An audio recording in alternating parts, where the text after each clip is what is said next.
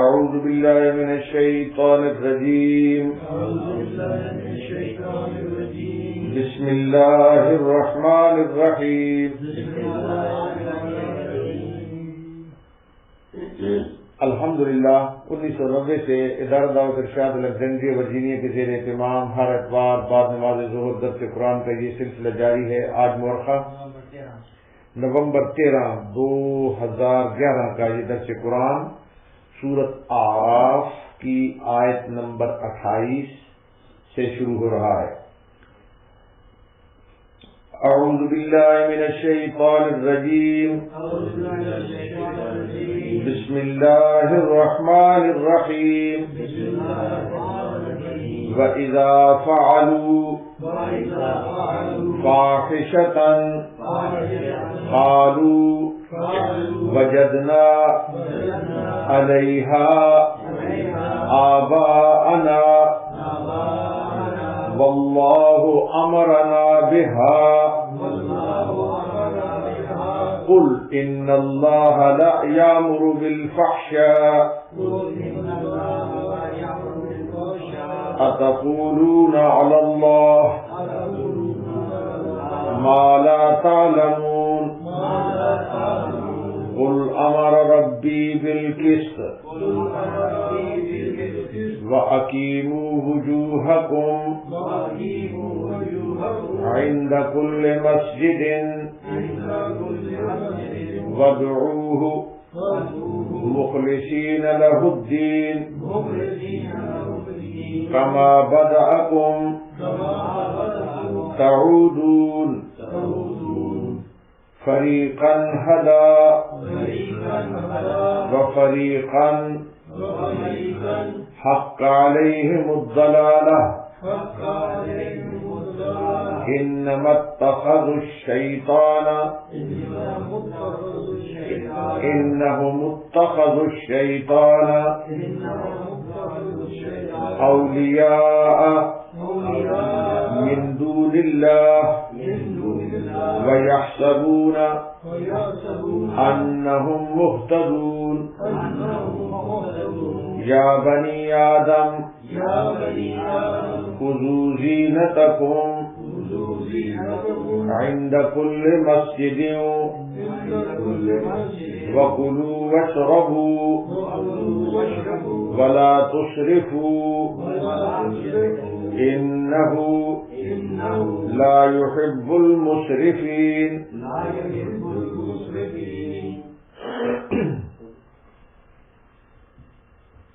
صدق اللہ العظیم۔ ترجمہ: وَإِذَا فَعَلُوا فَاحِشَةً، اور وہ لوگ جب کوئی فحش کام کرتے ہیں تو کہتے ہیں قالوا وجدنا علیہ آباءنا، تو کہتے ہیں کہ ہم نے اپنے باپ دادا کو اسی طریقے پر پایا ہے۔ واللہ امرنا بہا، اور اللہ نے بھی ہم کو یہی بتلایا ہے۔ قل ان اللہ لا یأمر بالفحشاء، آپ کہہ دیجئے کہ اللہ تعالیٰ فحش باتوں کی تعلیم نہیں دیتا۔ أَتَقُولُونَ عَلَى اللَّهِ مَا لَا تَعْلَمُونَ، کیا خدا کے ذمے ایسی بات لگاتے ہو جس کی تم سند نہیں رکھتے۔ قُلْ أَمَرَ رَبِّي بِالْقِسْطِ، آپ کہہ دیجئے کہ میرے رب نے حکم دیا ہے انصاف کرنے کا۔ وَأَقِيمُوا وُجُوهَكُمْ عِنْدَ كُلِّ مَسْجِدٍ، اور یہ کہ تم ہر سجدہ کے وقت اپنا رخ سیدھا رکھا کرو۔ وَادْعُوهُ مُخْلِصِينَ لَهُ الدِّينَ، اور اللہ کی عبادت اس طور پر کرو کہ اس عبادت کو خاص اللہ ہی کے واسطے رکھا کرو۔ كَمَا بَدَأَكُمْ تَعُودُونَ، تم کو اللہ تعالیٰ نے جس طرح شروع میں پیدا کیا اسی طرح تم دوبارہ پیدا ہوگے۔ فَرِيقًا هَدَى وَفَرِيقًا حَقَّ عَلَيْهِمُ الضَّلَالَةُ، بعض لوگوں کو تو اللہ نے ہدایت کی اور بعضوں پر گمراہی کا ثبوت ہو چکا ہے۔ انہم اتخذوا الشیطان اولیاء من دون اللہ، ان لوگوں نے شیطان کو رفیق بنایا ہے اللہ تعالیٰ کو چھوڑ کر۔ وَيَحْسَبُونَ أَنَّهُمْ مُهْتَدُونَ، اور خیال رکھتے ہیں کہ وہ راہ پر ہیں۔ یا بنی آدم خذوا زینتکم عند کل مسجد، اے اولاد آدم کی تم مسجد کی ہر حاضری یعنی عبادت کے وقت اپنا لباس پہن لیا کرو۔ کلوا واشربوا ولا تسرفوا، خوب کھاؤ اور پیو اور حد سے مت نکلو۔ انہ لا يحب المسرفین، بے شک اللہ تعالیٰ پسند نہیں کرتے حد سے نکلنے والوں کو۔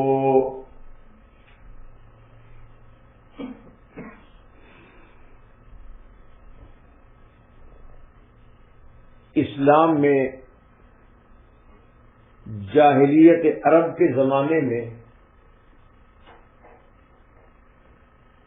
شیطان نے لوگوں کو جن شرمناک اور بیہودہ رسموں میں مبتلا کر رکھا تھا، اس میں ایک یہ تھا کہ قریش کے سوا کوئی شخص بیت اللہ کا طواف اپنے کپڑوں میں نہیں کر سکتا تھا۔ قریش کو تو اجازت تھی کہ وہ بیت اللہ کا طواف اپنے کپڑوں میں کریں، لیکن کوئی اور آدمی ان کپڑوں کے اندر بیت اللہ کا طواف نہیں کر سکتا تھا، یا وہ کسی قریشی سے اس کا لباس عاریت کے طور پر مانگے،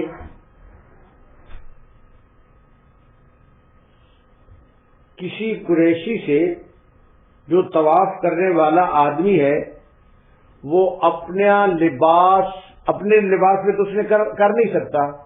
تو اس کی ایک صورت یہ تھی کہ کسی قریش سے لباس عاریتاً یعنی ادھار کے طور پر استعمال کرنے کے لیے مانگے، یا پھر ننگا طواف کرے، خانہ کعبہ کا ننگا طواف۔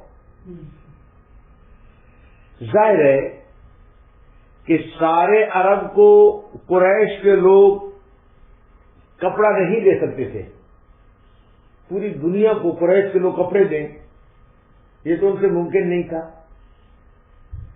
اس لیے ہوتا یہ تھا کہ لوگ اکثر ننگے طواف کیا کرتے تھے۔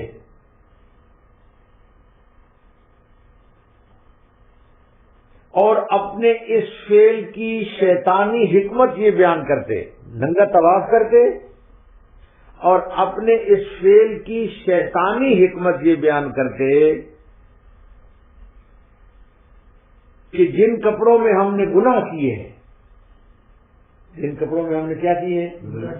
جن کپڑوں میں ہم نے گناہ کیے ہیں انہی کپڑوں میں بیت اللہ کے گرد طواف کرنا یہ خلاف ادب ہے۔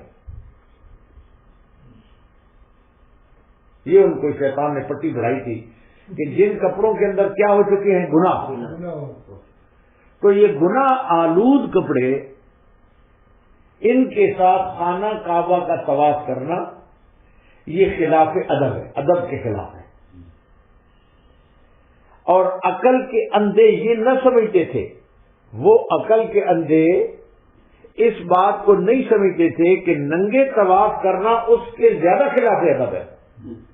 اگر ان کپڑوں کے ساتھ طواف کرنا خلاف ادب ہے تو عقل کے اندھوں بالکل ننگا ہو کر طواف کرنا اس کے زیادہ خلاف ادب ہے۔ اور ننگا طواف کرنا خلاف انسانیت ہے، انسانیت کے خلاف ہے۔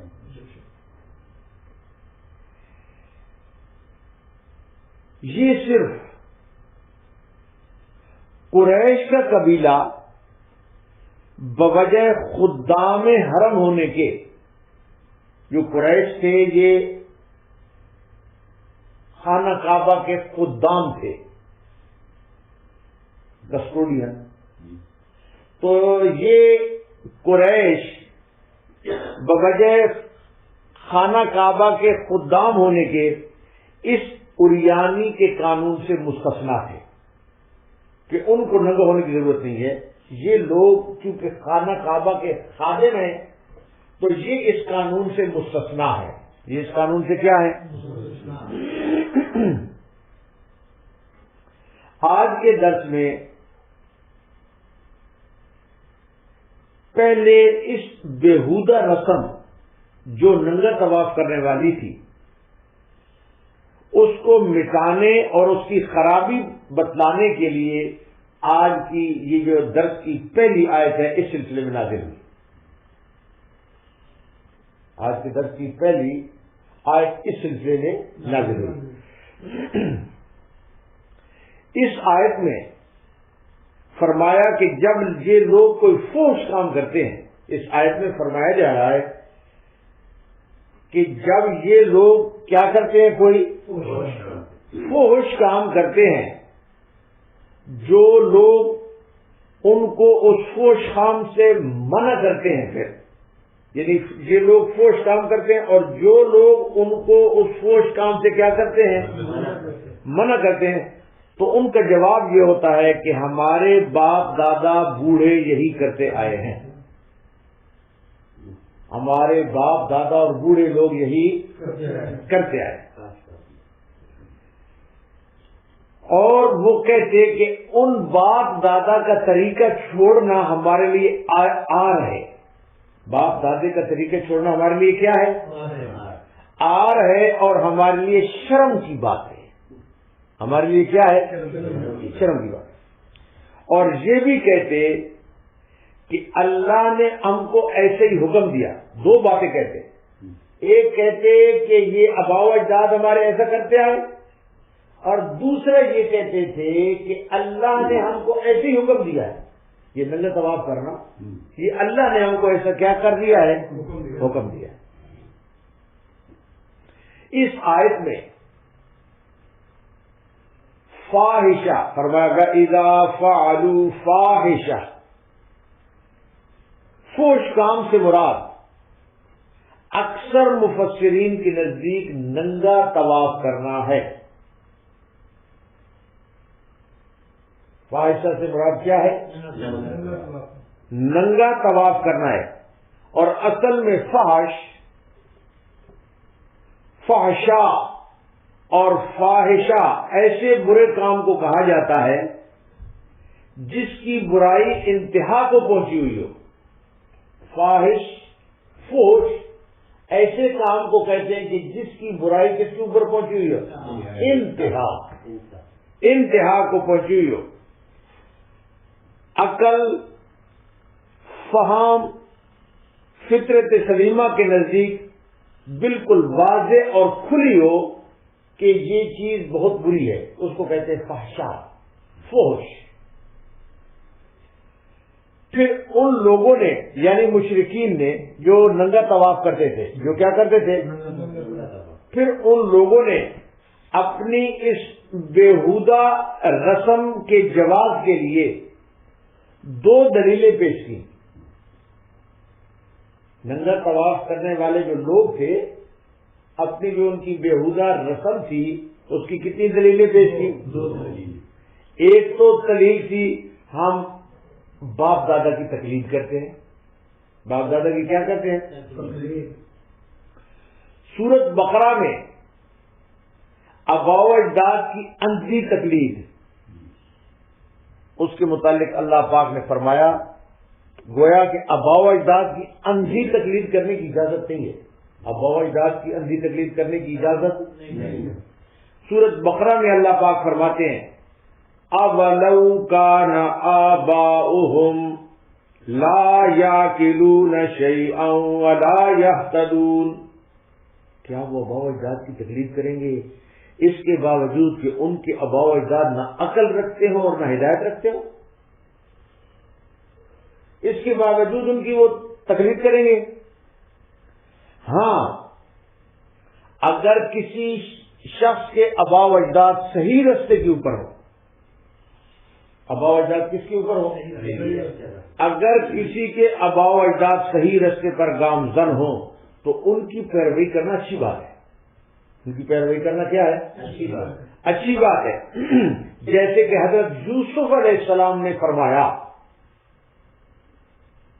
تقلید کرتے ہوئے حضرت یوسف علیہ السلام فرماتے ہیں، حضرت یوسف علیہ السلام نے فرمایا وَاتَّبَعْتُ مِلَّةَ آبَائِي إِبْرَاهِيمَ وَإِسْحَاقَ وَيَعْقُوبَ، میں تابعداری کرتا ہوں اپنے باپ ابراہیم علیہ السلام کی، حضرت اسحاق علیہ السلام کی اور حضرت یعقوب علیہ السلام کی. یعنی کہ اگر آبا و اجداد صحیح طریقے کے اوپر ہو تو ان کی تقلید کرنا جائز اور درست ہے، لیکن اگر آبا و اجداد صحیح طریقے کے اوپر نہیں ہے تو ان کی تقلید نہیں ہونی چاہیے، ان کی تقلید نہیں ہونی چاہیے. بہرحال اللہ تعالی نے اولاد آدم کو عقل اور فہم دیا ہے. اولاد آدم کو اللہ پاک نے کیا دیا ہے؟ عقل، اور اللہ پاک نے فہم دیا ہے. لہذا یہ دیکھنا ان کی ذمہ داری ہے، یہ دیکھنا ان کی کیا ہے؟ یہ دیکھنا ان کی ذمہ داری ہے کہ صحیح راستے پر جا رہے ہیں یا غلط راستے کے اوپر جا رہے ہیں. اللہ نے ہر آدمی کو عقل دیا ہے، ہر آدمی کی یہ ذمہ داری ہے کہ اس عقل کو استعمال کرے کہ میں صحیح راستے کے اوپر جا رہا ہوں یا غلط راستے پر جا رہا ہوں. محض آبا و اجداد کی تقلید کی وجہ سے کوئی آدمی اللہ کی گرفت سے بچ نہیں سکے گا. کوئی آدمی اللہ پاک کی گرفت سے بچ نہیں سکے گا. باپ دادا یا قوم اور برادری، اس کو معیار اتباع بنانا اس کی کوئی دلیل نہیں ہے، اس کی کوئی دلیل نہیں ہے، کیونکہ اللہ کا حکم ہے اتبعوا ما انزل الیکم من ربکم، تابع داری کرو جو کچھ تمہارے رب کی طرف سے نازل ہوا ہے. آبا و اجداد کی تابع داری کرنے کا کوئی حکم نہیں ہے. اگر باپ دادا کا طریقہ ہی معیار ہے، اگر ہم ایک منٹ کے لیے تسلیم کریں کہ آبا و اجداد کا طریقہ ہی معیار ہے، آبا و اجداد کا طریقہ کیا ہے؟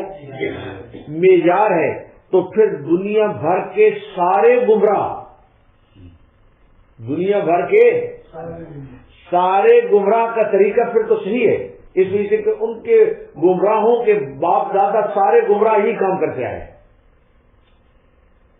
سارے گمراہوں کے باپ دادا جو گمراہ تھے وہ بھی وہی اسی قسم کا کام کرتے آئے.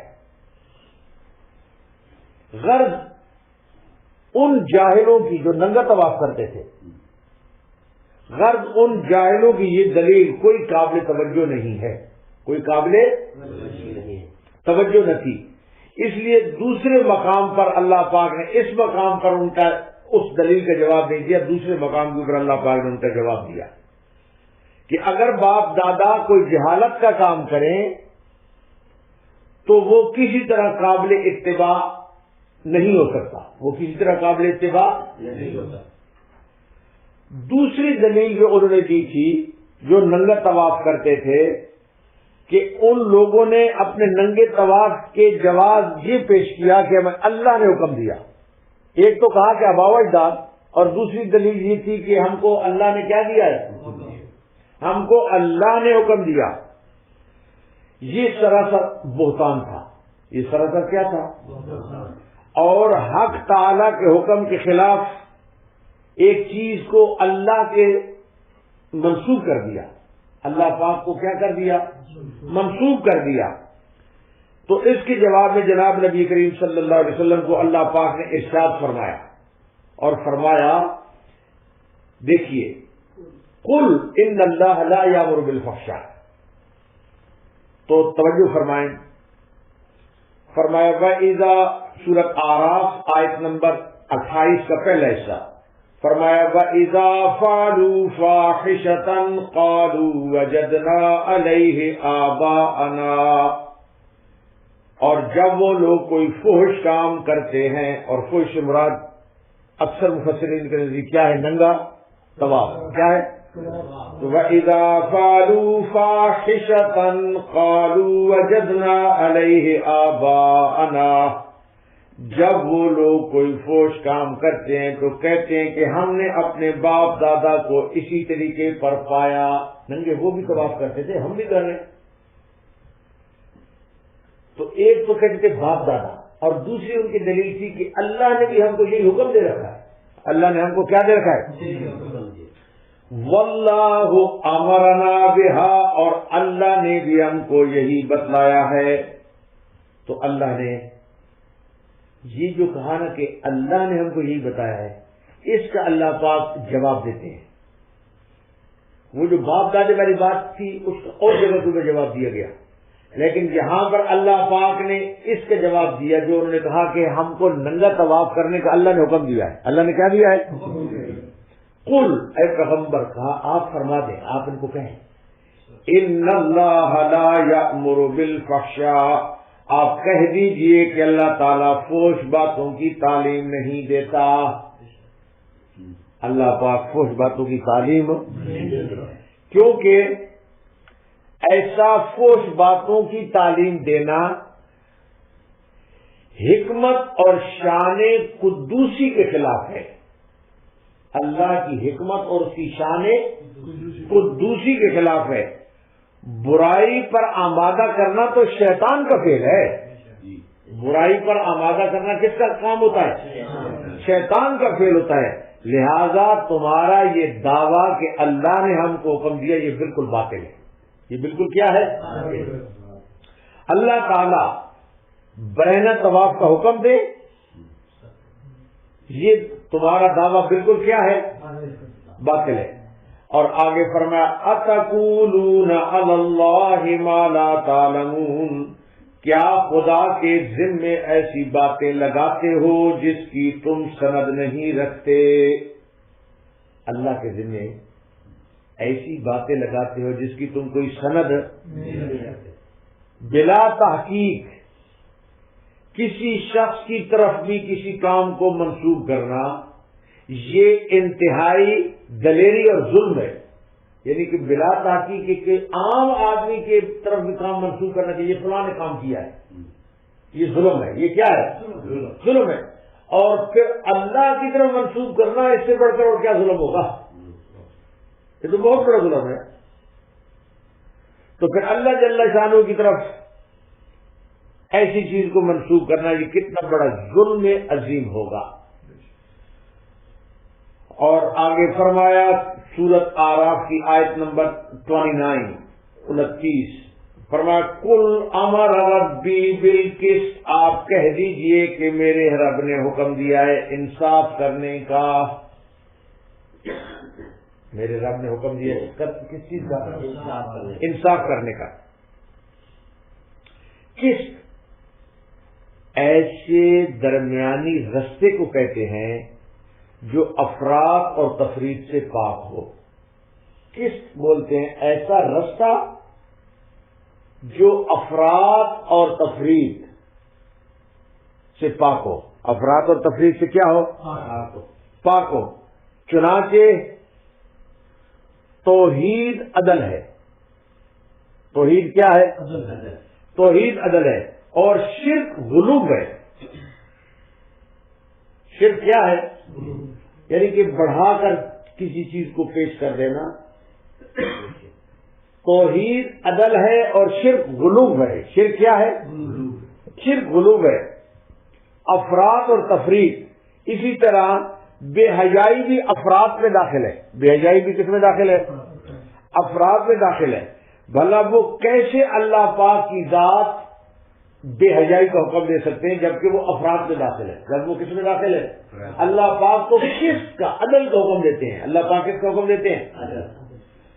تو فرمایا کل امر ربی بالقسط، آپ کہہ دیجئے کہ میرے رب نے حکم دیا ہے انصاف کرنے کا. وَأَقِيمُوا وُجُوهَكُمْ عِنْدَ كُلِّ مسجد، اور یہ کہ تم ہر سجدے کے وقت اپنا رخ سیدھا رکھا کرو. ہر سجدے کے وقت اپنا رخ کیا کیا کرو؟ سیدھا. یعنی ہر عبادت اور نماز کے وقت اپنا رخ سیدھا رکھو. ہر عبادت اور نماز کے وقت اپنا رخ کیا رکھو؟ سیدھا. سیدھا رکھو. بعض مفسرین فرماتے ہیں کہ مسجد سے مراد یہ ہے کہ اپنے چہروں کو مسجد کی طرف کر لو. اپنے چہروں کو کس کی طرف کر لو؟ مسجد کی طرف کر لو.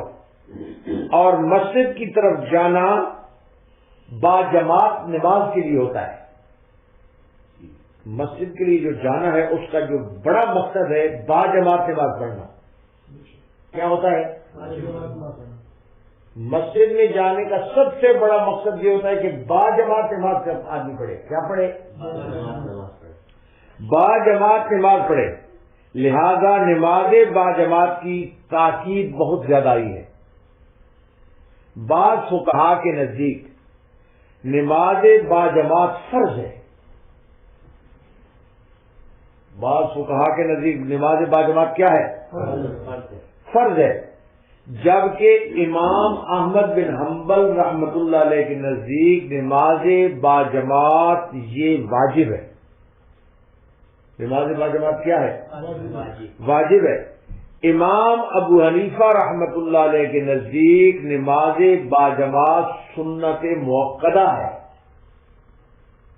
ایسی سنت جس کی تاکید کی گئی سنت موقدہ، سنت موقدہ ہے. اور امام ابو الحسن کرخی رحمت اللہ علیہ ان کے نزدیک نماز باجماعت کو وہ فرماتے ہیں کہ نماز باجماعت فرض کفایہ ہے. کیا فرماتے ہیں؟ فرض کفایہ ہے. فرض کفایہ کا مطلب یہ ہے کہ اگر بستی اور محلے کے بعض لوگ جماعت کے ساتھ نماز ادا کریں تو سب کی طرف سے وہ فرض ادا ہو جاتا ہے. سب کی طرف سے وہ فرض کیا ہو جاتا ہے؟ ادا ہو جاتا ہے. اور اگر کوئی بھی نہ کرے تو سارے کے سارے گناہگار. جیسے جنازہ اگر کوئی بھی نہ کرے تو سارے کے سارے کیا ہیں؟ گناہگار.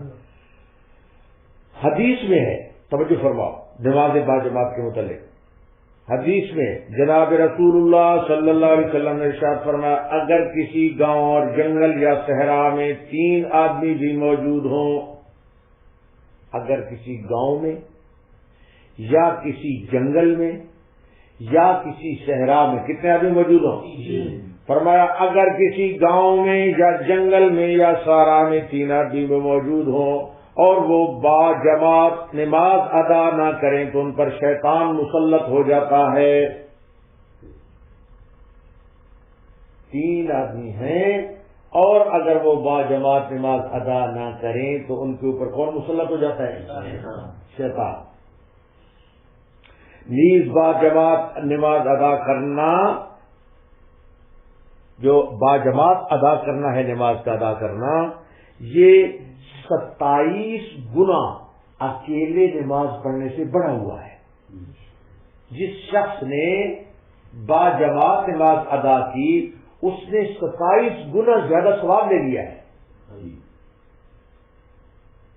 کتنے گنا؟ 27 گنا.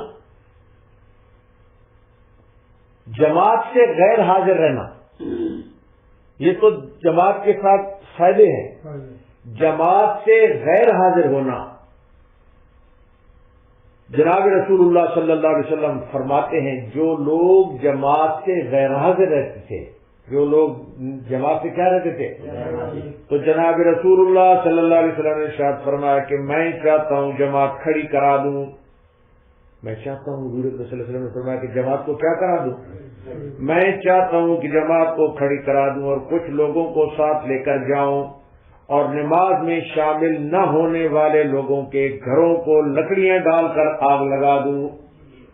میں چاہتا ہوں کہ نماز کے لیے تو کسی اور آدمی کھڑا کر دوں اور پیچھے جو رہ گئے جو جماعت کے ساتھ نہیں آ رہے تو لکڑیاں لگا کر ان کے گھروں کے ساتھ تو آگ لگا دوں. لیکن آپ نے ساتھ فرمایا پھر میں ڈرتا ہوں کہ اس میں تو پھر عورتیں بھی جل جائیں گی اور بچے بھی جل جائیں گے جن کے اوپر نماز کے لیے آنا، جماعت کے لیے آنا ضروری نہیں ہے، ورنہ میرا دل یہ چاہتا ہے، میرا دل یہ چاہتا ہے۔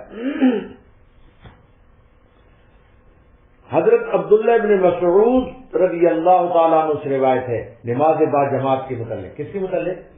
زور سے بولو۔ نماز با جماعت، حضرت عبداللہ ابن مسعود سے روایت ہے کہ جماعت کی حاضری ترک کرو گے، اگر تم جماعت کی حاضری ترک کرو گے تو تارک سنت اور منافق بن جاؤ گے، تارک سنت بھی بنو گے اور منافق بھی۔ تو اللہ پاک ہم سب کو بچائے۔ تو یہی فرمایا وَأَقِیمُوا وُجُوهَکُمْ عِنْدَ كُلِّ مَسْجِدٍ،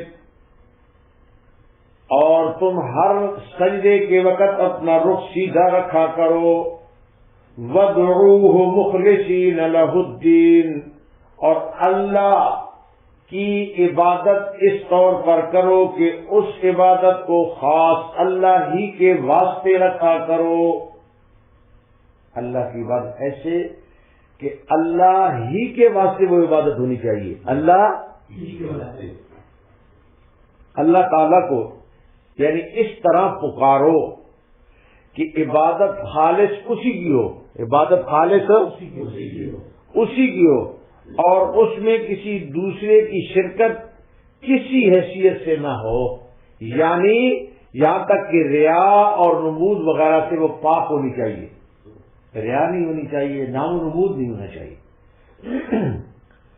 اور پھر اس کے بعد ارشاد فرمایا، یہ سورۃ اعراف کی آیت نمبر 29 کا آخری حصہ، فرمایا کما، آیت نمبر 28 کا آخری حصہ، فرمایا کما بدأکم تعودون، تم کو اللہ تعالیٰ نے جس طرح شروع میں پیدا کیا اسی طرح تم دوبارہ پیدا ہوگے، جیسے شروع میں اللہ نے پیدا کیا اسی طریقے سے تم دوبارہ ایسا پیدا ہوگے۔ بدأ سے یہ اشارہ ہے، یہ جو بدأ فرمانا بدأ سے مفسرین فرماتے ہیں یہ اشارہ ہے، یہ کیا ہے؟ اشارہ۔ یہ اشارہ ملتا ہے کہ جس حالت میں تم دنیا میں رہو گے، جس حالت میں تم دنیا میں رہو گے اسی حالت میں قیامت کو اٹھائے جاؤ گے، جس حالت میں دنیا میں رہو گے ایسے قیامت کے روز قیامت کے روز کیا کیے جاؤ گے؟ اٹھائے جاؤ گے۔ اگر دنیا میں تم ایمان کی حالت پر قائم رہے، دنیا میں اگر تم ایمان کی حالت پر قائم رہے تو اسی پر تمہارا خاتمہ ہوگا، اسی پر تمہارا خاتمہ ہوگا، تو وہاں بھی ایماندار ہی اٹھائے جاؤ گے، وہاں پر بھی ایماندار ہی تم اٹھائے جاؤ گے۔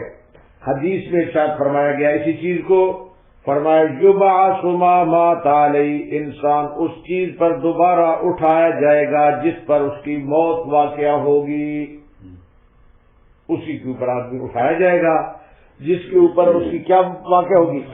موت واقع ہوگی۔ اسی لیے اللہ تعالیٰ نے ایک جگہ کے اوپر حکم دیا ہے، دوسرے مقام کے اوپر فرمایا فَلَا تَمُوتُنَّ إِلَّا وَأَنْتُمْ مُسْلِمُونَ، تمہاری موت ہرگز نہ آئے مگر اسلام کی حالت کے اوپر۔ کس کی حالت کے اوپر؟ اسلام کی حالت کے اوپر، یعنی تمہیں ہر وقت اس بات کے لیے کوشاں رہنا چاہیے کہ تمہاری موت ایمان کے اوپر آئے، تمہاری موت ایمان کے اوپر آئے۔ جو فرما برداری کی حالت میں فوت ہوا وہ اسی حالت میں اٹھے گا، جو فرما برداری کی حالت میں فوت ہوا وہ اسی حالت میں اٹھے گا، اور جو نافرمانی کی حالت میں مر گیا اس کی بے ست بھی نافرمانی کی حالت میں ہوگی، اس کی بے ست بھی نافرمانی کی حالت میں ہوگی۔ اور اس جملے کو اس جگہ لانے کا ایک فائدہ یہ بھی ہے، یہ جو کما بدأکم تعودون، اس جملے کو یہاں پر لانے کا ایک فائدہ یہ ہے کہ احکام شریعت، جو شریعت کے احکام ہیں، احکام شرعیہ، احکام شرعیہ پوری طرح قائم رہنا انسان کے لیے اگر آدمی کا یہ عقیدہ ہو کہ میں نے قیامت کو اٹھنا ہے تو اس کے لیے آسان ہو جاتا ہے احکام شریعت کے اوپر عمل کرنا. احکام شریعت کے اوپر کیا کرنا؟ عمل کرنا. کیونکہ عالم آخرت اور قیامت اور اچھے اور برے اعمال کی جزا و سزا کا تصور ہی وہ چیز ہے جو انسان کی ہر مشکل کو آسان بناتی ہے. جو انسان کی ہر مشکل کو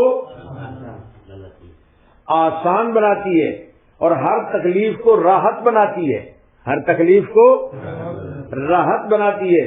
جب تک انسان کا یہ انسان کے اوپر خوف مسلط نہ ہو کہ میں نے اٹھنا بھی ہے، قیامت بھی آنی ہے، جب تک انسان کے اوپر اس چیز کا خوف مسلط نہ ہو تو پھر نہ کوئی واز اس کو سیدھا کر سکتا ہے اور نہ کوئی قانون اس کو جرائم سے روک سکتا ہے. پھر انسان کو کوئی چیز جو ہے نا جرائم سے روک نہیں سکتی، پھر بھی انسان جرم کر لیتا ہے. تو فرمایا سورۃ اعراف آیت نمبر اب 30، فرمایا فریقاً ہدا و فریقاً حق علیہم الضلالہ. بعض لوگوں کو تو اللہ نے ہدایت کی اور بعضوں پر گمراہی کا ثبوت ہو چکا. بعضوں کے اوپر گمراہی کا کیا ہو چکا؟ انہم اتخذوا الشیطان اولیاء من دون اللہ. ان لوگوں نے شیطان کو رفیق بنایا اللہ تعالیٰ کو چھوڑ کر. وَيَحْسَبُونَ أَنَّهُمْ مُهْتَدُونَ، اور خیال رکھتے ہیں کہ وہ راہ پر ہیں. شیطان کو دوست بنایا اور خیال یہ کرتے ہیں کہ ہم راہ کے اوپر ہیں. ہم کس کے اوپر ہیں؟ مطلب یہ ہے کہ اگرچہ ہدایت عام تھی، ہدایت کیا تھی؟ عام تھی، مگر ان لوگوں نے ہدایت سے منہ موڑا. ہدایت سے منہ موڑا اور شیطان کا اتباع کرنے لگے. کس کا اتباع کرنے لگے؟ شیطان کا اتباع کرنے لگے.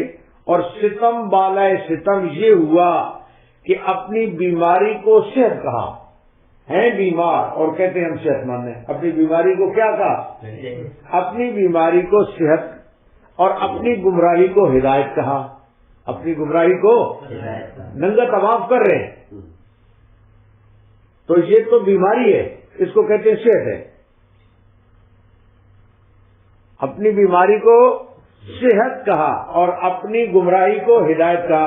اس آیت سے معلوم ہوا کہ احکام شریعت سے جہالت اور ناواقفیت کوئی عذر نہیں ہے. کوئی عذر نہیں ہے. ایک شخص اگر غلط رستے کو صحیح سمجھ کر، اگر ایک شخص غلط رستے کو کیا سمجھ کر؟ صحیح سمجھ کر پورے اخلاص کے ساتھ بھی وہ کام کرے تو اللہ کے نزدیک وہ معذور نہیں ہے کہ بھئی یہ تو اخلاص کے ساتھ غلط رستے کے اوپر چل رہا تھا. معذور نہیں ہے، کیونکہ اللہ تعالیٰ نے ہر شخص کو ہوش و حواس اور عقل و دانش دی ہے. اللہ نے ہر شخص کو ہوش و حواس دی ہے اور کیا دیا ہے؟ عقل دی ہے. اللہ پاک نے کیا دی ہے؟ عقل دی ہے. اس میں انسان کو چاہیے کہ کھرے اور کھوٹے کو پہچانے.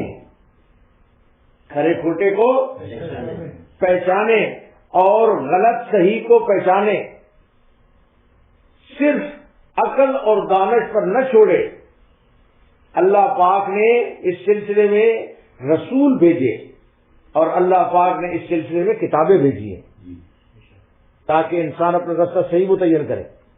تاکہ رستہ انسان کیا متعین کرے؟ صحیح متعین. آج شرک کرنے والے، کیا کرنے والے؟ شرک کرنے والے ہندو جو بتوں کو پوج رہے ہیں یا جو گائے کی پوجا کرنے والے ہیں، آج شرک کرنے والے، بدعات کو سر انجام دینے والے، حتیٰ کہ ننگا طواف کرنے والے بھی یہ سمجھے بیٹھے ہیں کہ یہ ہم بہت بڑا نیکی کا کام کر رہے ہیں. سب نے یہی سمجھا ہوا ہے کہ ہم کیا کر رہے ہیں؟ بہت بڑا ہم نیکی کا کام کر رہے ہیں. قبروں پر گنبد بنانے والے، قبروں کے اوپر کون کیا بنانے والے؟ قبروں کے اوپر گنبد بنانے والے اور قبروں کے اوپر چادر چڑھانے والے. قبروں کے اوپر کیا چڑھانے والے؟ چادریں.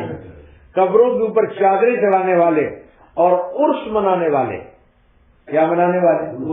عرس منانے والے. حتیٰ کہ ڈھول باجے بجانے والے. کیا بجانے والے؟ ڈھول باجے اور قوالی کرنے والے. کیا کرنے والے؟ قوالی کرنے والے. سب ہی اپنے کام کو اعلیٰ درجے کی نیکی سمجھتے ہیں کہ ہم اعلیٰ درجے کی نیکی کر رہے ہیں. سارے کے سارے اپنے کام کو اعلیٰ درجے کی کیا سمجھتے ہیں؟ تو کسی کام کو اعلیٰ درجے کی نیکی سمجھنا جبکہ حقیقتاً وہ غلط ہے، اللہ کے ہاں معذور نہیں ہے. اللہ کے ہاں ان کا کوئی ایکسکیوز ایکسپٹیڈ نہیں ہے.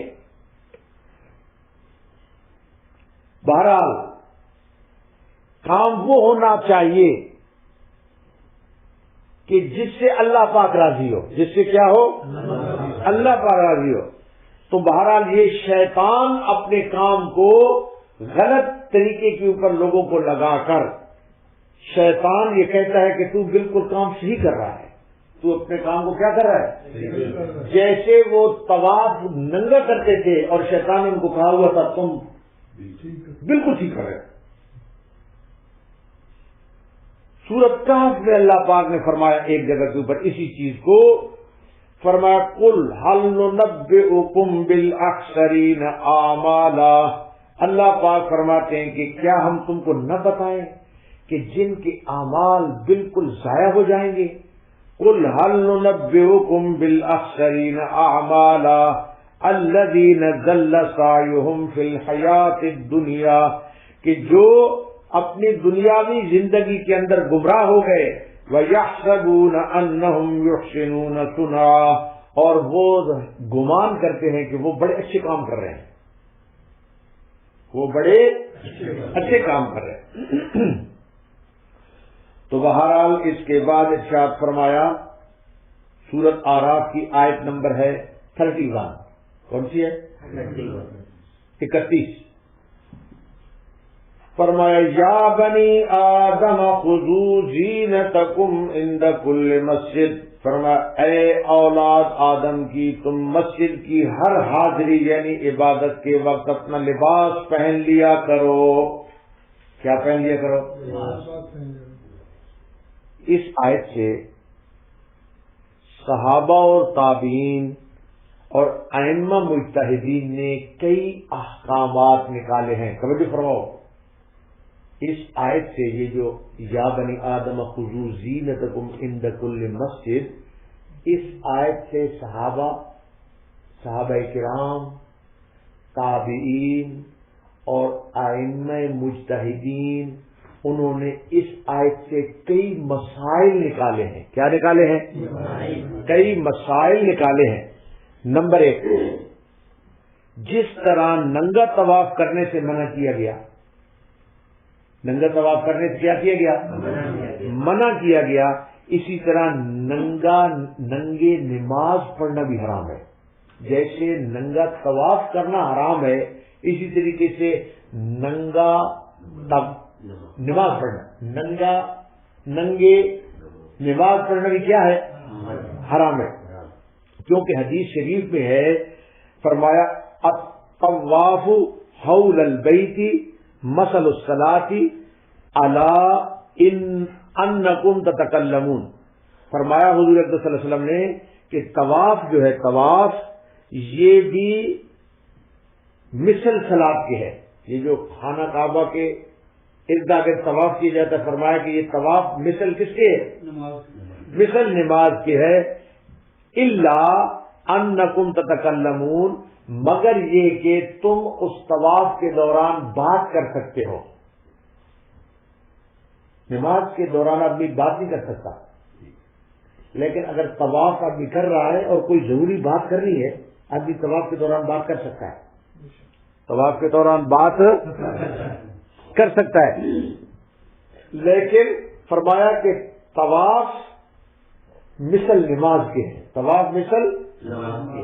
تو جیسے خانہ کعبہ کا ننگے طواف کرنے کی اجازت نہیں ہے، اسی طریقے سے ننگے نماز پڑھنے کی بھی اجازت نہیں۔ مرد کے لیے توجہ فرماؤ، اب مسئلے آ رہے ہیں۔ مرد کے لیے ستر عورت ناف سے لے کر گھٹنوں تک ہے۔ مرد کے لیے ستر عورت ناف سے لے کر کتنے تک ہے؟ گھٹنوں تک ہے، اور گھٹنے اس کے اندر ہے۔ ستر عورت کے اندر گھٹنے اس کے کیا ہے؟ اندر ہے۔ یہ ستر، اس کا چھپانا مرد کے لیے یہ فرض عین ہے۔ یہ کیا ہے؟ یہ فرض عین ہے، بلکہ امام احمد بن حنبل رحمت اللہ علیہ کے نزدیک نماز میں کندھوں پر کپڑا ہونا بھی فرض ہے۔ یہ تو ستر ہے مرد کا۔ امام احمد بن حنبل رحمۃ اللہ علیہ فرماتے ہیں کہ مرد کے لیے کندھوں کے اوپر کپڑا ہونا بھی کیا ہے؟ فرض ہے۔ کیا ہے؟ فرض ہے۔ یہ تو تھا مرد کے لیے، یہ کس کے لیے تھا؟ مرد کے لیے۔ جہاں تک عورت کا تعلق ہے، عورت کا چہرہ، عورت کا چہرہ اور اس کی کلائی، اس کی ہاتھوں تک اور ٹخنوں تک، پاؤں، اس کے علاوہ یعنی چہرہ، یہ کلائی اور پاؤں ٹخنے تک، پاؤں کتنے تک؟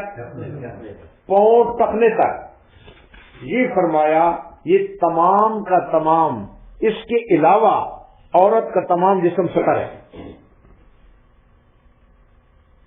عورت کا ان تین چیزوں کے علاوہ چہرہ، کلائی اور پاؤں ٹخنوں تک، اس کے علاوہ ان تین چیزوں کے عورت کا سارا جسم کیا ہے؟ زور سے بولو۔ ستر ہے۔ سارا جسم کیا ہے؟ ستر ہے، حتیٰ کہ سر کے بال بھی پردے میں داخل ہیں۔ عورت کے سر کے بال بھی کس میں داخل ہیں؟ پردے میں داخل ہیں۔ اگر بال کھلے ہوں عورت کے تو نماز نہیں ہوگی۔ نماز پڑھ رہی ہے اور اس کے بال کھلے ہیں، دکھ رہے ہیں،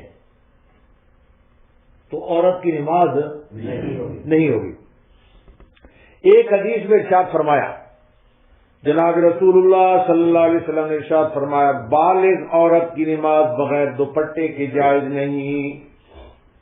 بالغ عورت کی نماز حضور اکرم صلی اللہ علیہ وسلم نے فرمایا بغیر دوپٹے کے، جس سے اس کے بال وغیرہ یہ سب ڈھک جائیں، بغیر دوپٹے کے اس کی نماز جائز نہیں۔ اور ایک اور حدیث، بڑی اہم حدیث ہے، توجہ فرماؤ۔ ایک اور حدیث میں جناب رسول اللہ صلی اللہ علیہ وسلم نے ارشاد فرمایا، جس مکان میں عورت ننگے سر ہو، جس مکان میں عورت کیا ہو؟ فرمایا رسول اللہ صلی اللہ علیہ وسلم نے، جس مکان میں عورت ننگے سر ہو نیکی کا فرشتہ نہیں آتا۔ چاہے گھر کے اندر بھی عورت ہے، جس مکان میں فرمایا عورت کیا ہو؟ ننگے سر۔ آج ہمارے گھر جہنم کیوں بنے ہوئے ہیں اور ہمارے گھروں کے اندر چین اور سکون کیوں نہیں ہے؟ ہم نے رحمت کے فرشتے اور نیکی کے فرشتے کو تو اندر داخل نہیں ہونے دیتے۔ تو جب نیکی اور رحمت کا فرشتہ نہیں آئے گا تو پھر شیطان آئے گا۔ پھر کون آئے گا؟ اور شیطان پھر اپنا جاد کرے گا۔ شیطان اپنا کیا کرے گا؟ تو حضور پھر سنو، حضور اکرم صلی اللہ علیہ وسلم نے ارشاد فرمایا، جس مکان میں عورت ننگے سر ہو، جس مکان میں عورت کیا ہو؟ ننگے سر ہو، وہاں نیکی کا فرشتہ نہیں آتا۔ وہاں پر نیکی کا فرشتہ نہیں آتا۔ اور جب مکان کے اندر عورت ننگے سر ہو تو نیکی کا فرشتہ نہیں آتا، تو بازار کے اندر اور مارکیٹوں کے اندر عورت ننگے سر پھرے تو کیا پھر آتا ہوگا؟ جاب کے اوپر جو ہے نا ننگے سارے عورت پھرے تو کیا پھر جو ہے نا پھر تو نیکی کا فرشتہ استقبال کرتا ہوگا. اللہ پاک ہدایت نصیب فرمائے.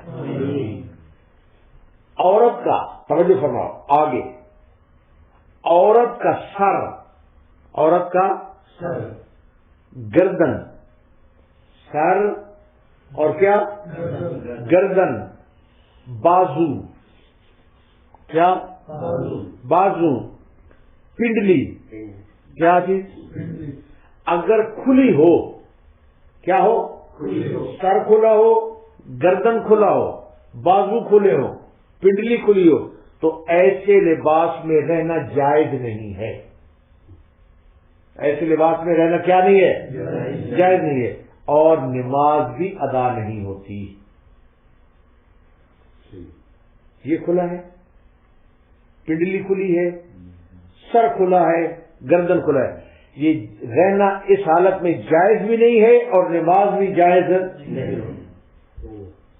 عورت کا توجہ فرماؤ، عورت کا چہرہ، عورت کا کیا چہرہ، عورت کا چہرہ اور ہتھیلیاں، عورت کا چہرہ اور اس کی عورت کا چہرہ اور اس کی ہتھیلیاں اور قدم، اور کیا قدم جو سطر سے مستثنا ہے.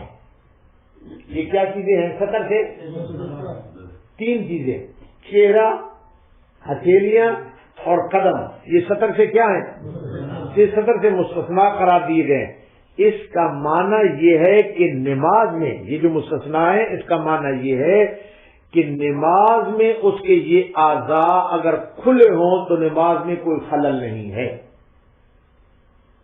ان کا مطلب یہ ہے ان تینوں چیزوں کا کہ اگر عورت کا چہرہ نماز کے دوران یا ہتھیلیاں یا پاؤں اگر نماز کے اندر کھلے ہوں تو نماز میں کوئی خلل نہیں ہے، نماز میں کوئی خلل نہیں ہے. اس کا یہ مطلب ہرگز نہیں ہے، اس کا یہ مطلب ان کے کھلا رہنے کا مطلب ہرگز یہ نہیں ہے کہ غیر محرموں کے سامنے اپنا چہرہ کھول کر وہ پھرے. یہ جو اجازت ہے کہ سطر میں داخل نہیں، اس کا مطلب یہ ہے کہ نماز کے اندر کوئی خلل نہیں پڑے گا.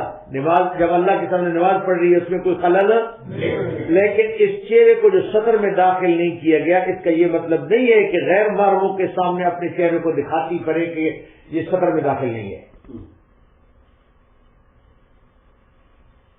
اور وہ اس کو کھلے پھرے اور نماز میں، اور پھر اسی طریقے سے وہ لوگوں کو اپنے دعوت نظارہ دیتی پھرے اپنا چہرہ کھول کر، اپنا چہرہ کھول کر. انگریزی تہذیب، توجہ فرماؤ، انگریزی تہذیب نے عورت کو بالکل بے پردہ کر دیا ہے. عورت کو کیا کر دیا ہے؟ عورت کو بالکل بے پردہ کر دیا.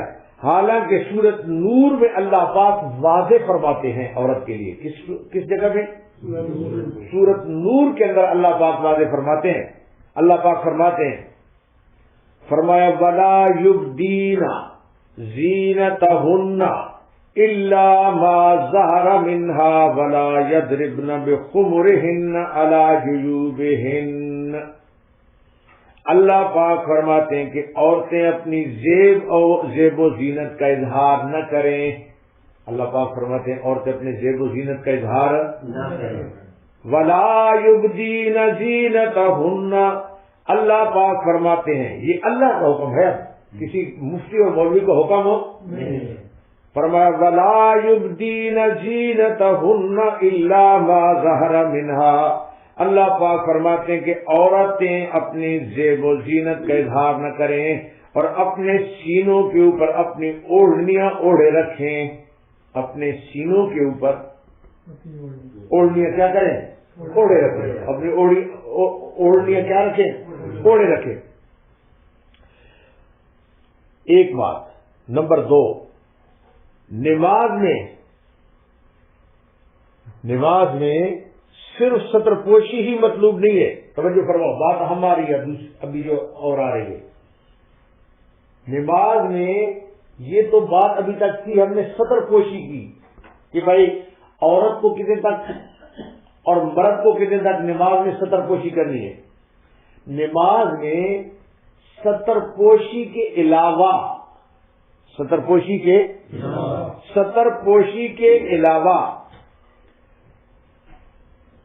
لباس زینت اختیار کرنے کا حکم ہے.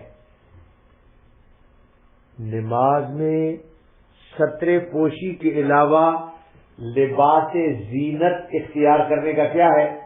ابھی تفصیل آئے گی. لباس، آپ لفظ تو بول دو نا، لباس زینت بولو. خذوا زینتکم، اللہ پاک فرماتے ہیں خذوا زینتکم عند کل مسجد. سطر عورت کے علاوہ سطر پوشی کے علاوہ لباس زینت کے اختیار کرنے کا بھی نماز کے وقت حکم ہے. لباس زینت کے بھی اختیار کرنے کا کیا ہے؟ اس لیے مرد کو ننگے سر نماز پڑھنا، مرد کو کیا کرنا؟ مرد کو ننگے سر نماز پڑھنا یا مونڈے اور کونیاں کھول کر نماز پڑھنا. مونڈے کھلے ہوئے ہیں یا یہ کونیاں کھلی ہوئی ہیں، جس آدمی وضو سے آتا ہے اور اس طریقے سے آدمی نماز پڑھنا شروع کر دیتا. توجہ فرماؤ، اللہ پاک فرماتے ہیں نماز کے وقت زینت بھی اختیار کرو. نماز کے وقت کیا اختیار کرو؟ سطر پوشی کے علاوہ زینت کی بھی اختیار کرنے کا حکم ہے. اور زینت میں یہ چیز داخل ہے کہ انسان اپنے سر کو بھی ڈھانپے. سر کو بھی کیا کرے نماز کے دوران؟ سر کو بھی ڈھانپے. اور اسی طریقے سے مونڈے یا کونیاں کھول کر نماز پڑھنا یہ مکروہ ہے. یہ کیا ہے؟ مکروہ ہے. خواہ قمیص ہو کہ نیم آستین، ایسی قمیص آدمی کی ہے کہ اس کی جو ہے نا آستینیں آدھی ہیں، جیسے شرٹ وغیرہ جو ہے نا قمیص تو ہے لیکن اس کی جو آستینیں ہیں وہ کیا ہے؟ نیم آستین ہو یا آستین چڑھائی گئی ہو. وضو کے وقت آدمی جو ہے نا وہ آستین چڑھاتا ہے اور پھر اس کے بعد بھاگ کر آئے اور پھر شروع کر دیتا ہے. بہرحال ان چیزوں کے ساتھ بھی نماز مکروہ ہوتی ہے. ان چیزوں کے ساتھ بھی نماز کیا ہوتی ہے؟ مکروہ ہوتی ہے. اسی طرح ایسے لباس میں بھی نماز مکروہ ہے. اسی طریقے سے ایسے لباس میں بھی نماز کیا ہے؟ جس کو پہن کر آدمی اپنے دوستوں کے سامنے جانے سے گریز کرتا ہے. اپنے دوستوں کے سامنے جانے سے کیا کرتا ہے؟ یا عوام کے سامنے جانے سے قابل شرم و عار سمجھے. ایسا لباس کہ اپنے دوستوں کے سامنے یا پبلک کے سامنے جانے سے آدمی کیا سمجھے؟ عار، شرم سمجھے. کیا سمجھے؟ عار سمجھے. جیسے صرف بنیان پہن کر، وہ جو بنیان ہے، کیا آدمی اپنے دوستوں کے سامنے نکلتا ہے ایسا؟ بازار میں ایسے بنیان، ہاں آدمی بالکل شرم و حجاب کو مطلق ہی ختم کر دے تو پھر تو ننگا ہی ہو جائے. تو صرف بنیان بغیر کرتے کے، بغیر کس کے؟ اگرچہ پوری آستین بھی اور سر میں بجائے ٹوپی کے کوئی آدمی بعض وہ کپڑا رکھ کر، وہ ایک چھوٹا رومال ہوتا ہے وہ جس کے ساتھ وہ ناک واک صاف کرتے ہیں، وہ بعض اوقات وہ جو ہے نا سر کے اوپر وہ بجائے ٹوپی کے وہ رومال رکھتے ہیں اور نماز پڑھتے ہیں. یا دستی رومال باندھ لینا، جس کو کوئی سمجھدار آدمی اپنے دوستوں کے سامنے اس حالت میں جانا پسند نہیں کرتا. اپنے دوستوں کے سامنے اس حالت میں جانا کہ وہ دستی رومال اس نے رکھا ہوا ہے، دوستوں کے سامنے جانا کیا نہیں کرتا؟ پسند نہیں کرتا. تو اللہ رب العالمین کے دربار میں جانا کیسے پسند ہو سکتا ہے؟ اللہ رب العالمین کے دربار میں جانا، اور ان بنیان کے ساتھ آدمی اپنے دوست کے سامنے نکلنا پسند نہیں کرتا. یا وہ چھوٹا سا رومال رکھ کر آدمی اپنے دوستوں کے ساتھ ملنا پسند نہیں کرتا، تو اللہ رب العالمین کے دربار میں جانا کیسے پسند ہوگا؟ اور بات یہ جو فرمایا کہ زینت اختیار کرو، اللہ پاک فرماتے ہیں یا بنی آدم خذوا زینتکم عند کل مسجد، اس میں یہ چیز بھی داخل ہے کہ میلے کچیلے بدبودار کپڑے جاب میں عموماً آدمی کے کپڑے میلے کچیلے ہوتے ہیں، کیا خیال ہے آپ کا؟ میلے کچیلے اور بدبودار کپڑے، کیسے کپڑے؟ میلے کچیلے اور بدبودار کپڑے نماز کی شان کے خلاف ہے۔ نماز کی کس کے خلاف ہے؟ شان کے خلاف۔ اور کیا میلے اور بدبودار کپڑوں کے ساتھ کوئی شخص کیا کسی عدالت میں جا سکتے؟ بلکہ وہاں پر تو اس کو کہا جاتا ہے کہ تمہاری اپیئرنس اچھی ہونی چاہیے۔ تو جب آدمی ایک عام جج کے سامنے بھی میلے کچیلے اور بدبودار کپڑوں کے ساتھ نہیں جا سکتا، تو اللہ پاک کے سامنے جو ہے نا وہ ان بدبودار کپڑوں کے ساتھ جمعہ پڑھنے کے لیے بھی آتے ہیں، وہ ادھر کی جاب سے نکلے وہ وہاں پر بدبودار اور میلے کچیلے کپڑے۔ اسی لیے فقہا نے لکھا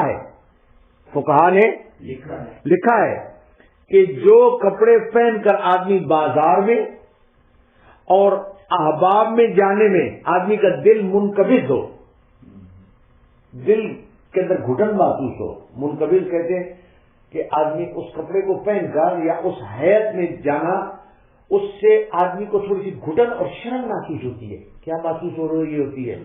گھٹن اور شرم محسوس ہو رہی ہوتی ہے، اور نفس اپنی بے آبروئی محسوس کرتا ہے۔ انسان کا نفس اپنی کیا محسوس کرتا ہے؟ بے آبروئی محسوس ہے۔ ایسے کپڑے میں نماز پڑھنا مکروہ ہے۔ ایسے تمام کپڑوں میں نماز پڑھنا کیا ہے؟ مکروہ ہے۔ خلاصہ یہ ہے کہ ستر عورت بھی ہو، مرد اور عورت کی جو بتائے گئے ستر کیا ہو؟ نماز کے وقت ستر عورت بھی ہو اور نظافت بھی ہو۔ کیا ہو؟ نظافت بھی ہو اور مرغوب بھی ہو، پسندیدہ، اور کیا چیز ہو؟ مرغوب بھی ہو۔ ایسے لباس میں نماز پڑھیں، ایسے لباس میں کیا کریں؟ اور یہ جو لفظ فرمانا زینتکم، یہ جو لفظ اللہ پاک فرماتے ہیں، یہ سورت آراف کی آیت نمبر 31 میں فرمایا یا بنی آدم خذوا زینتکم، یہ جو زینتکم کا لفظ فرمایا، ان زینتکم میں ان تمام امور کی طرف اللہ پاک اشارہ فرما رہے ہیں۔ یہ جو میں نے ابھی تمام باتیں بتائی ہیں، لفظ زینتکم کہ مسجد جاتے ہوئے زینت کو اختیار کرو، یہ اللہ پاک ان تمام باتوں کی طرف اشارہ فرماتے ہوئے جا رہے ہیں۔ اللہ پاک عمل کی توفیق دے۔ تو فرمایا یا بنی آدم خذوا زینتکم عند کل مسجد، فرمایا اے اولاد آدم کی، تم مسجد کی ہر حاضری یعنی عبادت کے وقت اپنا لباس پہن لیا کرو۔ اپنا لباس کیا کر لیا؟ اور پھر اس کے بعد فرمایا کلوا واشربوا ولا تسرفوا، خوب کھاؤ اور پیو اور حد سے مت نکلو۔ خوب کھاؤ اور پیو اور حد سے، اب اس کی تفصیل آ رہی ہے، ادھر میری طرف توجہ کرو۔ یہ جو نیچے کوئی دیکھ رہے ہیں تو کیا کر رہے ہیں، توجہ فرماؤ بھائی۔ زمانہ جاہلیت میں، کس میں؟ زمانہ جاہلیت میں لوگ ایام حج میں اچھی غذا کھانے کو گناہ سمجھتے تھے۔ زمانہ حج میں لوگ اچھی غذا کھانے کو کیا سمجھتے تھے؟ گناہ سمجھتے تھے۔ لیکن یہاں عام حکم فرمانے سے اللہ پاک نے بہت سے مسائل کی طرف توجہ دلا دی ہے کہ اللہ پاک نے کھانے اور پینے کے سلسلے میں عام حکم فرمایا۔ نمبر 1 یہاں پر جو اس آیت سے اشارہ مل رہا ہے، اللہ پاک فرما رہے ہیں کہ کھانا پینا شرعی حیثیت سے بھی یہ انسان کے اوپر فرض ہے۔ کھانا پینا انسان کا شرعی حیثیت سے بھی انسان کے اوپر کیا ہے؟ زور سے بولو، فرض ہے اور لازم ہے، باوجود قدرت کے، باوجود اگر کوئی شخص کھانا پینا چھوڑ دے، کھانا پینا چھوڑ دے یہاں تک کہ مر جائے یا اتنا کمزور ہو جائے کہ وہ واجب ادا نہ کر سکے، کیا نہ ادا کر سکے، تو یہ شخص عند اللہ مجرم اور گناہگار ہوگا. ایسے شخص عند اللہ مجرم اور کیا ہوگا؟ آیت کے آخر میں جملہ اللہ پاک فرماتے ہیں کلو واشربوا ولا تسرفوا، فرمایا خوب کھاؤ اور پیو اور حد سے مت نکلو. کس سے نہ نکلو؟ حد سے نہ نکلو. یعنی اللہ پاک فرماتے ہیں ولا تسرفوا سے ثابت ہوا کھانے پینے کی اجازت ہے. کھانے پینے کی کیا ہے؟ بلکہ حکم ہے. اللہ پاک فرمایا کھاؤ پیو، اجازت ہی نہیں بلکہ کیا ہے؟ کھانے پینا کا حکم ہے. لیکن اسراف کی ممانعت ہے. کس کی ممانعت ہے؟ اسراف کی ممانعت ہے. اب اسراف کس کو بولتے ہیں؟ توجہ فرماؤ، توجہ ہے نا. بھوک اور ضرورت سے زیادہ کھانا، بھوک سے زیادہ یا ضرورت سے زیادہ، بھوک اور ضرورت سے زیادہ کھانا یعنی پیٹ بھرنے سے زیادہ کھانا. پیٹ بھی بھر گیا پھر بھی آدمی ٹھوس رہا ہے، پیٹ بھرنے سے بھی زیادہ کھانا، یہ اسراف ہے. یہ کیا ہے؟ اللہ پاک فرماتا ہے کھاؤ پیو، اسراف مت کرو. تو بھوک اور پیٹ بھرنے سے زیادہ کھانا یہ کیا ہے؟ اسراف. جیسے بولو. اسی طرح باوجود قدرت اور اختیار کے ضرورت سے اتنا کم کھائے، قدرت بھی ہے، بیمار بھی نہیں ہے، اور ضرورت جتنی آدمی کو کھانے کی ہے جس میں کہ زیادہ کھانے کی اجازت نہیں ہے، اگر ضرورت سے کم کھائے، ضرورت سے اور اتنا کم کھائے کہ ادائے واجبات کی اس کو قدرت نہ رہے، اتنا کمزور ہو جائے کہ وہ اس کو ادائے واجبات کی کیا نہ رہے؟ قدرت نہ رہے، یہ بھی اسراف اور ممنوع ہے. زیادہ کھانا بھی اسراف ہے، اتنا کم کھانا بھی کیا ہے؟ اللہ پاک کہتے ہیں، فرماتے ہیں کھاؤ پیو اسراف مت کرو، کھاؤ پیو اسراف مت کرو. قرآن حکیم میں یہ جو اسراف ہے اس کو فرمایا گیا مبذرین. کیا فرمایا گیا؟ اور مبذرین کے متعلق فرمایا ان المبذرین کانوا اخوان الشیاطین. اللہ پاک فرماتے ہیں کہ یہ فضول خرچی اور اسراف کرنے والے یہ شیطان کے بھائی ہیں. ان المبذرین کانوا اخوان الشیاطین، یہ شیطان کے کیا ہے؟ حضرت فاروق اعظم رضی اللہ تعالیٰ عنہ نے فرمایا کہ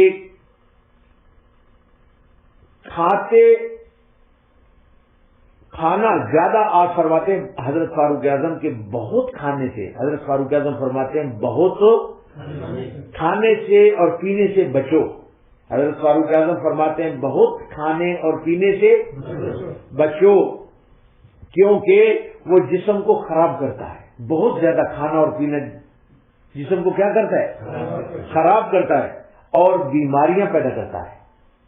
کیا کرتا ہے؟ بیماریاں پیدا کرتا ہے اور عمل میں سستی پیدا کرتا ہے. بیماریاں بھی پیدا کرتا ہے اور عمل میں کیا پیدا کرتا ہے؟ سستی. سلف صالحین جو پرانے بزرگ گزرے ہیں ان کو بولتے ہیں سلف صالحین. کیا بولتے ہیں؟ سلف صالحین نے اس بات کو بھی اسراف قرار دیا ہے. سلف صالحین نے اس بات کو بھی اسراف قرار دیا ہے کہ آدمی ہر وقت کھانے پینے کے دھندے میں مشغول رہے. ہر وقت اس کی جو سوچ کا مرکز ہے وہ کھانا پینا ہے. سلف صالحین نے ہر وقت کھانے پینے کی سوچ انسان کے اوپر مسلط ہے. درس قرآن سن رہا ہے، اس کا ذہن ادھر ہے کہ میں اب کیا جا کر کھاؤں گا، تو اس نے تو درس قرآن کو بھی پورے کو جو ہے نا وہ کھانا بنا دیا. ٹھیک ہے، تو فرمایا کہ سلف صالحین نے اس بات کو بھی اسراف میں داخل فرمایا. کس میں داخل فرمایا؟ اسراف میں داخل فرمایا. کہ آدمی ہر وقت کھانے پینے کے دھندے میں مشغول رہے، کھانے پینے کے دھندے میں مشغول رہے، جس سے یہ سمجھا جائے کہ اس کا مقصد صرف کھانا پینا ہے، جس سے یہ سمجھا جائے کہ اس کا مقصد کیا ہے، کھانا پینا ہے۔ انہی سلف صالحین کا مقولہ ہے فارسی میں، کس میں؟ فارسی کے اندر مقولہ ہے، خوردن برائے زیستن است، خوردن یہ کھانا اس وجہ سے کہ آدمی زندہ رہے، خوردن برائے زیستن است، نہ زیستن برائے خوردن است، کہ نہ اس وجہ سے کہ آدمی کہے کہ میں اس وجہ سے جی رہا ہوں تاکہ کھانا کھاتا رہوں، کیا کھاتا رہوں؟ کھانا کھاتا رہوں۔ ایک حدیث میں ارشاد فرمایا حضور اکرم صلی اللہ علیہ وسلم نے، فرمایا ان من الاسراف، حضور اکرم صلی اللہ علیہ وسلم نے ارشاد فرمایا کہ یہ چیز بھی اسراف میں داخل ہے، ان تأکل کل ما اشتہیت، کہ تو ہر اس چیز کو کھائے جو جس کا تیرا دل چاہے۔ مطلب ہے کہ یہ جو دل ہے، یہ نفس ہے، یہ تو ہر پتی کیا کیا چیزیں چاہتا ہے، تو فرمایا یہ بھی اسراف میں داخل ہے کہ تو ہر چیز کو کھائے جو تیرا دل چاہے۔ ان من الاسراف ان تأکل کل ما اشتہیت، یہ بھی اسراف میں داخل ہے کہ جس چیز کو تیرا دل چاہے اسی کو تو کھائے۔ اللہ اکبر۔ بہقی میں ایک روایت ہے، کس میں؟ بہقی میں ایک روایت ہے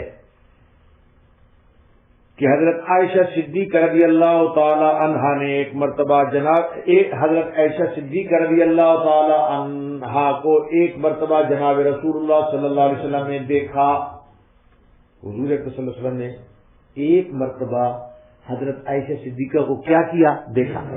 فرمایا دیکھا کہ دن میں 2 مرتبہ انہوں نے کھانا کھایا۔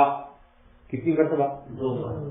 فرمایا کہ ایک مرتبہ جناب رسول اللہ صلی اللہ علیہ وسلم نے حضرت عائشہ کو دیکھا کہ دن میں 2 مرتبہ انہوں نے کھانا تناول فرمایا۔ حضور اکرم صلی اللہ علیہ وسلم نے ارشاد فرمایا اے عائشہ، کیا تمہیں پسند ہے کہ تمہارا شغل صرف کھانا پینا ہی رہ جائے؟ کیا تیرا یہی شغل، یہ تم کو پسند ہے کہ تیرا شغل یہی ہو؟ ایک مرتبہ دیکھا 2 مرتبہ کھانا کھاتے ہوئے، ہم کتنی مرتبہ؟ 3 مرتبہ تو ہمارے پھر بیچ میں اسنیک بھی ہم ٹھوکتے ہیں نا۔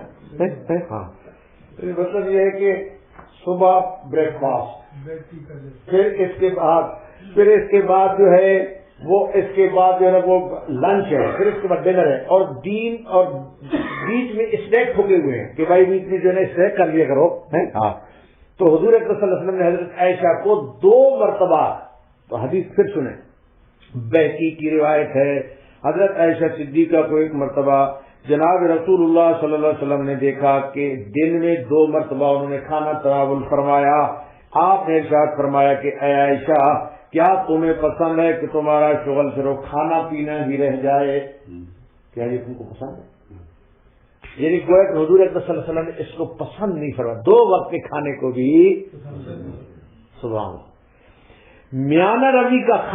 میانہ روی کا یہ حکم جو کھانے پینے کے متعلق ہے، یہ جو میانہ روی ہے، اللہ پاک فرمایا کھاؤ پیو، اللہ پاک فرماتے ہیں کھاؤ پیو ولا تسرفو، کھاؤ پیو لیکن اسراف مت کرو،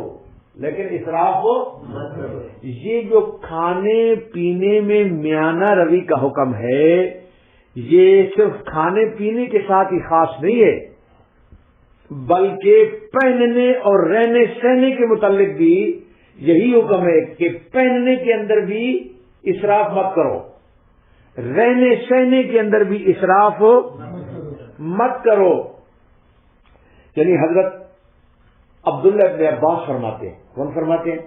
حضرت عبداللہ ابن عباس رضی اللہ تعالی عنہما فرماتے ہیں کہ جو چاہو کھاؤ، فرماتے ہیں جو چاہو، فرمایا جو چاہو کھاؤ اور پیو اور جو چاہو پہنو، صرف 2 باتوں سے بچو، اسراف مت کرو اور فخر و غرور مت کرو، اسراف بھی مت کرو اور فخر اور غرور مت کرو، فخر اور غرور مت کرو۔ اور تفسیر روح المعانی ایک تفسیر کی معتبر کتاب ہے، نام کیا ہے؟ تفسیر روح المعانی، اور مظہری وغیرہ میں ہے کہ امیر المومنین ہارون رشید کے پاس ایک نصرانی طبیب علاج کے لیے رہتا تھا. سٹوری سنو. یہ قصہ لکھا ہوا ہے واقعہ تفسیر روح المعانی میں. کس میں لکھا ہوا ہے؟ تو تفسیر روح المعانی میں بھی ہے اور تفسیر مظہری میں بھی ہے. تفسیر مظہری میں بھی ہے کہ امیر المومنین ہارون رشید کے پاس ایک نصرانی طبیب رہتا تھا. ایک نصرانی طبیب، کیا طبیب حکیم رہتا تھا.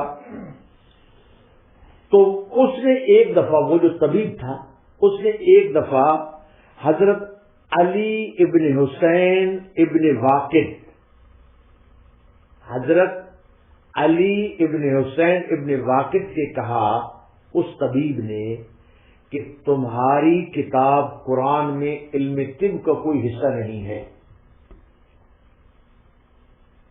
اس طبیب نے کہا، نصرانی نے، کہ تمہاری کتاب میں علم طب کا کوئی حصہ نہیں ہے. علم طب کا کوئی حصہ نہیں ہے. حالانکہ دنیا میں اس نے کہا کہ دو ہی علم ہیں. اس نصرانی طبیب نے کہا کہ دنیا میں کیا کتنے ہیں؟ دو ہی علم ہیں. ایک ہے علم ادیان، دین کا علم. ایک ہے علم ادیان اور دوسرا ہے علم ابدان، بدن کا علم. تو اس نے کہا کہ دنیا کے اندر تو دو ہی علم ہیں، ایک ہے علم ادیان اور دوسرا ہے علم ابدان. تو جس علم ابدان کو طب بھی کہتے ہیں، اس کو کیا بولتے ہیں؟ طب بھی کہتے ہیں. تو جس وقت اس نے یہ کہا نا کہ قرآن میں یہ چیز نہیں ہے، تو حضرت علی ابن حسین نے فرمایا، اس کے جواب میں اس نصرانی طبیب کو فرمایا کہ اللہ تعالیٰ نے سارے فن طب اور حکمت کو آدھی آیت قرآن میں جمع کر دیا ہے. اللہ پاک نے ساری فن طب اور حکمت کو آدھی قرآن پاک کی آیت میں کیا کر دیا ہے؟ جمع کر دیا ہے. اور وہ ہے کلوا واشربوا ولا تسرفوا. آدھی اللہ پاک نے قرآن پاک میں اللہ پاک فرمایا کھاؤ پیو لیکن اسراف مت کرو، اور اسراف کی تفصیل ابھی آپ کی خدمت میں آ چکی ہے. تو فرمایا کہ اللہ نے آدھی آیت میں پورا جو علم، کون سا علم طب ہے، اس کو اللہ پاک نے بیان فرما دیا. اور پھر اس نے کہا، وہ جو طبیب تھا، اس نے نصرانی طبیب، پھر اس نے جب انہوں نے یہ جواب دے دیا تو پھر اس نے کہا، اچھا تمہارے رسول صلی اللہ علیہ وسلم کے کلام میں طب کے متعلق بھی کچھ ہے؟ یعنی قرآن نے تو چل تم نے یہ جواب دے دیا، لیکن کیا تمہارے رسول صلی اللہ علیہ وسلم نے علم طب کے متعلق کچھ فرمایا ہے؟ پھر اس نے یہ کہا کہ کیا تمہارے رسول صلی اللہ علیہ وسلم کے کلام میں کیا علم طب کے متعلق کچھ ہے؟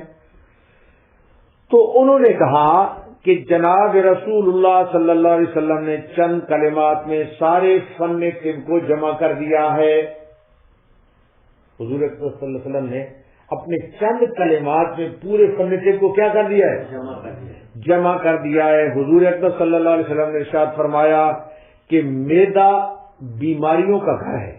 یہ جو معدہ ہے جس میں آدمی کھانا کھاتا ہے، یہ بیماریوں کا کیا ہے؟ حضور اکرم صلی اللہ علیہ وسلم نے ارشاد فرماتے ہیں کہ معدہ بیماریوں کا گھر ہے اور مضر چیزوں سے پرہیز ہر دوا کا اصل ہے. اور فرمایا حضور اکرم صلی اللہ علیہ وسلم نے، ہر بدن کو وہ چیز دو جس کا وہ عادی ہے. ہر بدن کو وہ چیز دو جس کا تمہارا بدن کیا ہے؟ عادی ہے.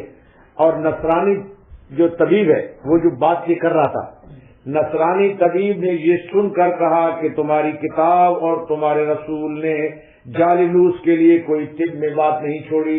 یعنی جو تمہاری چیز تم نے باتیں بتائی ہیں، تو تمہارے قرآن نے اور تمہارے رسول صلی اللہ علیہ وسلم نے جالینوس جو بہت بڑا طبیب تھا، کہتا ہے کہ اس جالینوس کے لیے کوئی طب نہیں چھوڑی ہے. یعنی ساری طب بیان کر دی ہے قرآن اور حدیث نے، کوئی طب اس کے لیے باقی نہیں رہی ہے. اور اب آخری حدیث آج کے درس کی آخری حدیث، حضور اکرم صلی اللہ علیہ وسلم نے ارشاد فرمایا کہ معدہ بدن کا حوض ہے. حضور اکرم صلی اللہ علیہ وسلم نے ارشاد فرماتے ہیں کہ یہ جو معدہ ہے یہ بدن کا کیا ہے؟ فرمایا معدہ بدن کا حوض ہے، ساری بدن کی رگیں اسی حوض سے سیراب ہوتی ہیں اگر معدہ درست ہو تو ساری رگیں یہاں سے صحت والی غذا لے کر لوٹیں گی، اور اگر خراب ہے تو ساری رگیں بیماری لے کر لوٹیں گی. تو فرمایا، گویا اشارہ فرما دیا کہ